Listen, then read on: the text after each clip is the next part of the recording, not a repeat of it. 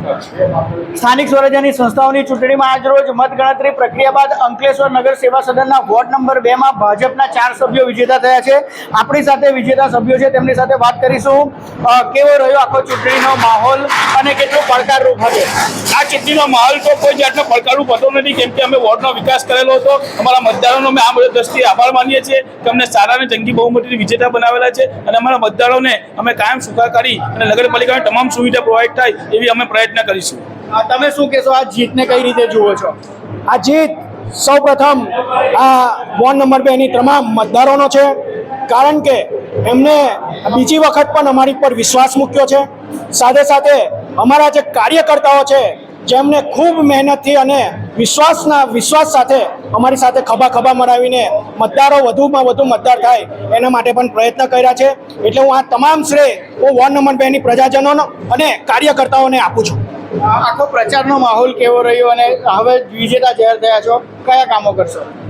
આખા અમારા જે ચૂંટણીના જે અમારા 10 દિવસ અમને પ્રચાર દરમિયાન અમને ખૂબ સારો પ્રતિસાદ મળ્યો હતો।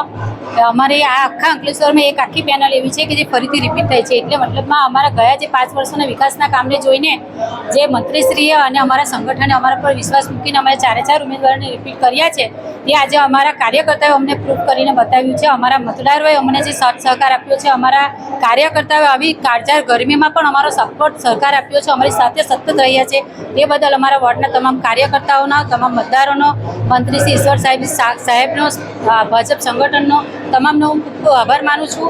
અને તમે જે રીતે કહો છો તે રીતે ગયા વર્ષો 10 વર્ષોમાં તો અમે જે કામ કર્યા છે, પણ એ વિકાસની અવરિત જે ગતિ છે તે અમે આગળ હજી પણ ધપાવતા રહીશું। પ્રજાના કામો માટે સતત પ્રયત્નશીલ રહીશું। ખડા પગે ઊભા રહીને અમે તમામ ઉમેદવારોને, અમે મતદારોને કહીએ છીએ કે કોઈ પણ તમારી સમસ્યા હોય, અમે એનું સમાધાન લાવવા માટે સતત પ્રયત્નશીલ રહીશું। વંદે માતરમ। કયા કામોને જોઈને પ્રજાએ તમને મત આપ્યા છે? અમે વોર્ડ નંબર 2 ની પ્રજાઓના તમામ કાર્ય આ 5 વર્ષમાં પૂર્ણ કર્યા છે। એક પણ એવું મોટું કામ નથી જે બાકી રહ્યું હોય, જેમ કે રોડ, રસ્તા, ગટર, લાઇટ, એ બધા તો અમે કરતા જ રહ્યા છે। સાથે સાથે અમે એમને સરકારી યોજનાઓનો પણ લાભ અપાવીએ છીએ અને તેથી જ અમારા વોર્ડ નંબર 2 ના મતદાતાઓએ, પ્રજાઓએ અમારા પર વિશ્વાસ મૂક્યો અને અમને ફરી મત આપીને મત દ્વારા અમને વિજેતા બનાવ્યા। તે બદલ હું ફરી મતદાતાઓનો આભાર વ્યક્ત કરું છું। અંકલેશ્વર નગર સેવા સદનના વોર્ડ નંબર 2 ના ભાજપના વિજેતા ઉમેદવારો, તેઓએ વિકાસની રાજનીતિના કારણે પ્રજાએ મત આપ્યો હોવાનો જે તે દાવો કર્યો છે। જય વ્યાસ અને ગુજરાત અંકલેશ્વર।